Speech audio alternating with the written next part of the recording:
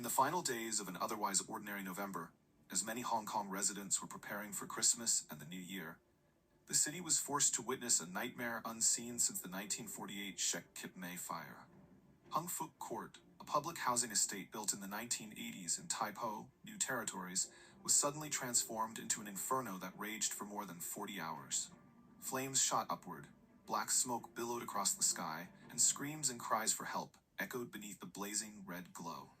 By the time exhausted firefighters finally subdued the blaze, all that remained was a charred building, devastated faces, and a number so cold it crushed the heart. 128 dead, hundreds missing, and dozens more fighting for their lives in hospitals. That night, as television stations broadcast the flames and smoke, people everywhere began asking, why did it burn for so long? Why did the fire prevention system collapse? Why did firefighters have to battle the fire for more than 40 hours? But today, the real question is no longer just why did it burn, but who killed these 128 people? And how could a city once known as one of Asia's safest turn into a giant gas chamber? Even before the fire was extinguished, a blame narrative had already been prepared. The chief executive and security officials declared that the main culprit was flammable traditional bamboo scaffolding, insisting the city must quickly switch to metal scaffolding.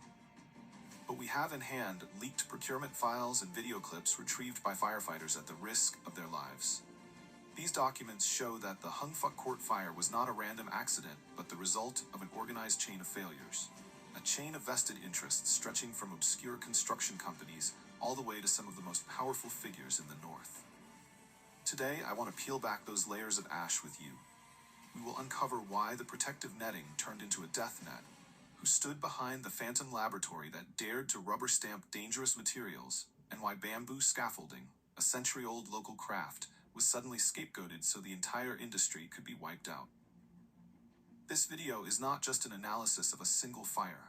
It is a story about how a corrupted power structure can kill on a mass scale, blame an inanimate object, bury its network of interests, and turn the perpetrators into heroes. The death net and the royal chain of interests. Are you wearing 7 layers and still freezing your man nipples? You need the new 340 GSM military grade. People in Hong Kong are familiar with the sight of buildings under renovation wrapped in green protective mesh. Under regulations, construction netting must meet British or European fire retardant standards. Fabric woven from non-flammable fibers that self-extinguish when removed from the heat source, do not flare up, and produce almost only white smoke. This layer is meant not only to stop falling debris, but also to prevent flames from spreading, protecting both the structure and nearby residents. For many, the green netting is synonymous with safety. But at Hung Fuk Court, that net became a death net. Videos recorded by surviving residents show flames racing along the netting, not rising from bamboo as authorities claimed. The fire did not burst upward. Instead, it flowed downward like a black, sticky waterfall, carrying streaks of bright green fire. The netting used at Hung Fuk Court was actually made of cheap nylon, a highly flammable polymer that burns at extreme heat and releases toxic smoke and gases. Nylon should never be used as construction netting, yet the contractor quietly sourced it from the mainland at 1/3 the price of certified mesh. In the construction industry, it is known as ghost netting because it looks like a safety mesh, but is essentially fuel. The question is, how did cheap nylon netting pass Hong Kong's strict inspection systems? This leads us to a little-known laboratory with the power of a death hand. According to insiders in the construction sector, the nylon mesh used at Hung Fuk Court came from a company in Shandong. The company manufactures nylon netting and usually supplies small domestic projects. Its products do not meet international fire retardant standards. To sell into Hong Kong, they needed a compliant test report. Their Hong Kong buyers, specifically the contractor Hung Ye and the consulting firm Hung Yi, already had a channel for legalizing the materials, a third-party laboratory located in Binzhou, also in Shandong. This lab sits inside a building no larger than a small county office, yet on paper it is registered with almost 80 subsidiary companies. These subsidiaries have grand-sounding names like XYZ International Materials Testing Institute or ABC European Standards Certification Center, but in reality they exist for one service only: turning substandard goods into certified materials with a single stamp. After going through their fake testing process, the nylon netting was stamped EU fire retardant certified and shipped to Hong Kong with a complete documentation package. At customs, Inspectors saw the stamp and paperwork and had no reason to doubt it. The Binzhou lab operates like an underground company, but behind it stands a powerful figure. The person who actually controls the entire corporate network is Zhang Sansan, a name that caused a nationwide uproar during the pandemic. During COVID-19, Chinese media dubbed her the Queen of Nucleic Acid Testing. She established dozens of testing companies across China, earned billions of yuan in testing revenue, and was accused of inflating infection numbers or manipulating procedures to force local governments to purchase more test kits. After the pandemic subsided, Zhang Sansan disappeared from the headlines, but her business empire did not. It simply shifted into a new field, construction safety certification, and no ordinary woman could manipulate an entire Phantom Lab system and multiple cross-border projects without powerful backing. Zhang Sansan is closely connected to Zhang Lanlan, the wife of Xi Yuanping. In Hong Kong, Xi Yuanping is rumored to be the asset custodian, the man who manages vast unlisted financial holdings. Once you assemble the pieces, the picture becomes clear.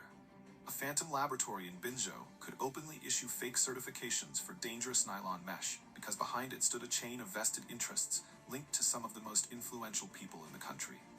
Responsibility begins with the Hong Kong contractor and consulting firm, but deeper investigation reveals an enormous web of interests.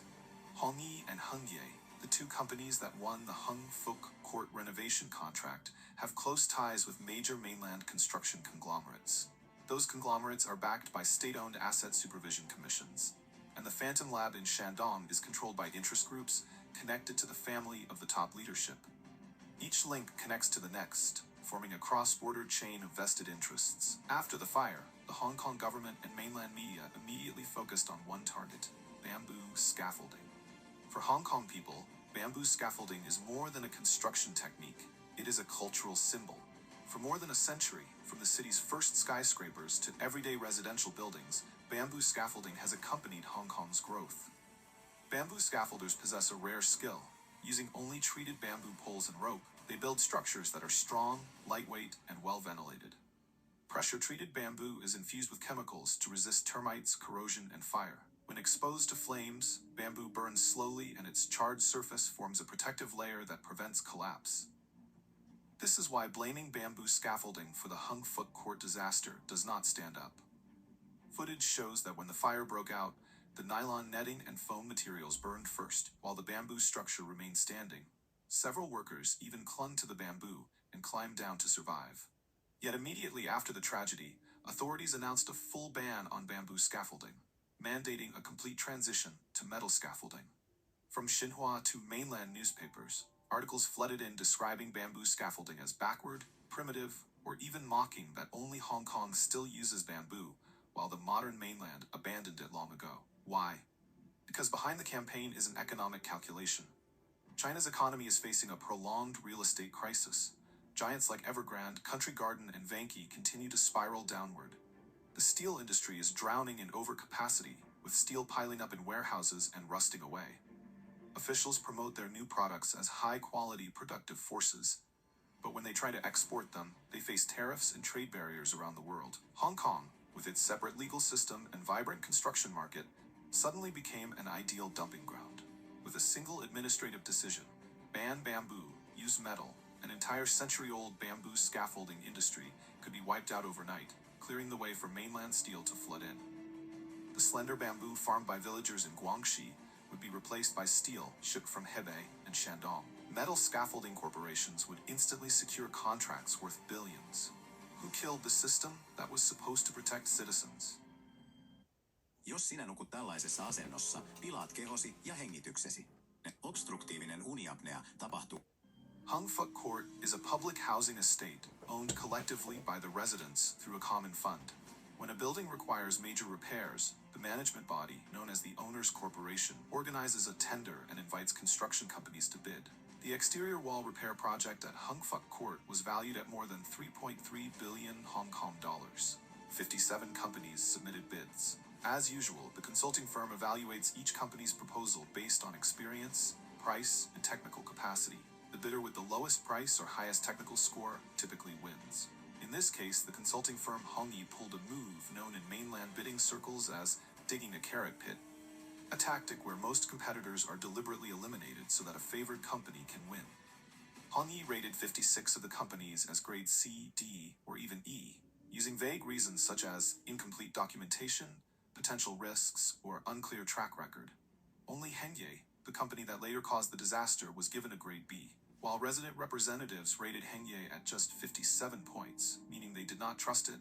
Hongyi gave it a near-perfect 90, effectively making Hengye the only realistic winner. This is what insiders call a guaranteed bid, like a professor giving 0 to the entire class and then declaring one hand-picked genius as the only student who passes. What's even more infuriating is that several other companies actually scored higher than Hengye. Junhao and Shoshin received 77 and 80 points respectively on Hongyi's own score sheet. They had clear capability documents, years of experience, and competitive pricing.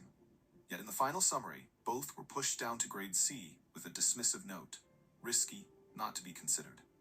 Meanwhile, Hengye not only had a history of multiple prosecutions by the Labor Department over workplace safety and 3 prior violations related to scaffolding, it had also been disciplined by the Housing Department. All of that record simply vanished from the file once Hongyi handled it. Hongyi's internal estimate for the project was 1.54 billion HKD. That figure should have been known only to the consultant. Yet Hengye submitted a bid of 1.52 billion, a difference of just 1.6%. In a tender with hundreds of complex line items, that kind of coincidence has only one explanation. The baseline price was leaked. In the construction world, this is called bid rigging. In criminal law, it is called tender fraud. After winning the contract, Hengye did not execute the work at the original price. The company repeatedly proposed additional items and unexpected costs to inflate the bill. In the end, the total ballooned to 3.3 billion HKD, more than double the winning bid. Where did the extra 1.8 billion go? Clearly not into certified fire-resistant netting or safe materials, because Hung Fuk Court ended up with cheap nylon mesh and EPS foam. Most of that money turned into red envelopes, Moutai liquor, middlemen's commissions, and profits for affiliated companies. In the past, Hong Kong's district councillors were elected representatives, responsible for speaking up for residents on everything from sidewalks to planning issues. They could attend meetings of owners' corporations, oversee tenders, and question consultants. After the 2019 anti-extradition movement, the pro-democracy camp won a landslide in district council elections. Many young, professional councillors took office. One of the things they did was create an anti-bid rigging alliance, dedicated to investigating repair contracts and exposing rigged deals. But after 2020, Beijing imposed a new national security law on Hong Kong. The slogan, "Patriots Governing Hong Kong," appeared. In 2021, the National People's Congress voted to remove district councillors from the election committee and required them to swear allegiance to the Basic Law. By 2023, Chief Executive Li Jiachao's administration restructured the district councils, slashing the proportion of directly elected seats from 94% to less than 20%, and handing control of most seats to government-appointed committees. As a result, district councils were turned into cheerleading squads for the administration. The few remaining elected councillors were left with almost no real voice. Back to Hung Fuk Court, we see the name Huang Biqiao, a district councillor from the pro-Beijing Democratic Alliance for the Betterment and Progress of Hong Kong DAB, and a consultant on affairs to the Owners Corporation. Huang was no stranger to Tai Po residents. She had appeared during election campaigns, promising to safeguard their interests. But in the Hung Fuk Court repair project, she played a different role. According to meeting minutes provided by residents, Huang Biqiao attended every tea meeting, pushing for Hengye to be selected and suppressing dissenting views. When a few clear-headed residents questioned, why is the lowest scoring company winning? Why is the price gap so suspicious? A group of burly men in black suddenly appeared, calling themselves order keepers, threatening residents, escorting them out, or pressuring them to stay silent. During votes, the chair of the Owners Corporation waved around thousands of proxy forms. Rumors say many proxies were obtained by tricking elderly residents who didn't understand what they were signing, or by forging signatures of absent homeowners. When the disaster struck, Huang Biqiao quickly appeared in the media, declaring, "I was only an advisor, I had no decision-making power. This district is not my responsibility," and even scolding residents for letting this incident happen. She conveniently ignored the fact that she had helped push the tender through and had acted as a red carpet layer, someone who paves the way for pro-Beijing interest groups to penetrate local bodies. This is not an isolated case. Many owners' corporations in Hong Kong are now under the influence of similar patriotic counselors. Hong Kong once prided itself on its Independent Commission Against Corruption, ICAC. But in the new political climate, ICAC also has to check the wind before acting. For a full year before the fire, residents of Hung Fuk Court and several councillors had filed complaints with ICC, accusing the contractor of using flammable materials and alleging bid rigging and corruption. All of these complaints went nowhere. Only after the tragedy did ICAC announce that it would launch an investigation. But many people know that when those higher up give certain signals, such investigations will never truly go anywhere. And what about those who once dared to confront bid rigging?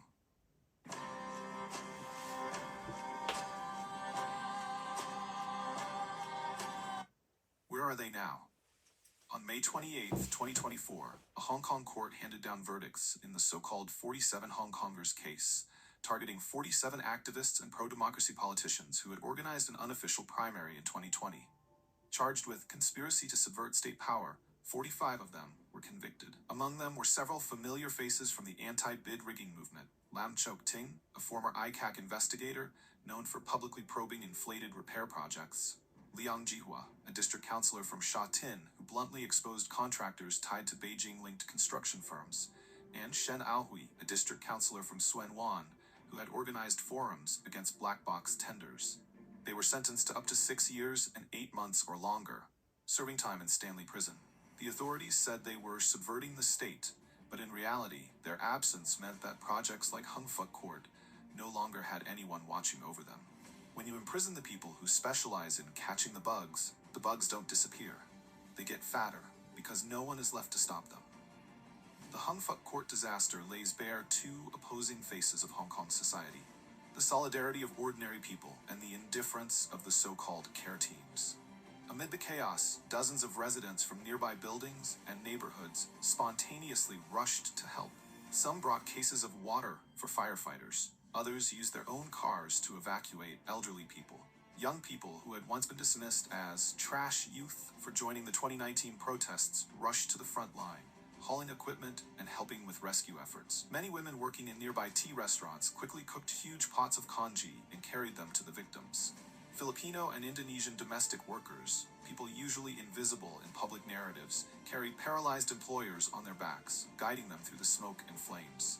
This was the spirit often summed up as under Lion Rock, the resilience and mutual aid of Hong Kong's people. Meanwhile, the government-designated care teams, uniformed groups that usually appear at propaganda events, also arrived at the scene. They unfurled bright banners with slogans like, "Pray for the victims," and "The government is with you." They posed for photos in front of cameras and posted them on social media to showcase their efforts. When victims approached them asking, "Where can we stay tonight? Is there any emergency fund?" they calmly replied, "Oh, the NGO funds are already used up. There's no money left. You'll have to register with the committee." Such cold answers made many people feel deeply insulted. After the fire, a wave of donations swept through the city. Hong Kong people are generous. They are always willing to help their fellow citizens. But this time, many deliberately donated through the Li Ka-shing Foundation, the charity founded by billionaire Li Ka-shing. They did not want their money to flow through government-linked love the party, love the country channels, fearing it would evaporate or be diverted to meaningless projects. That choice speaks volumes about how severely public trust in the government and pro-Beijing organizations has been shaken.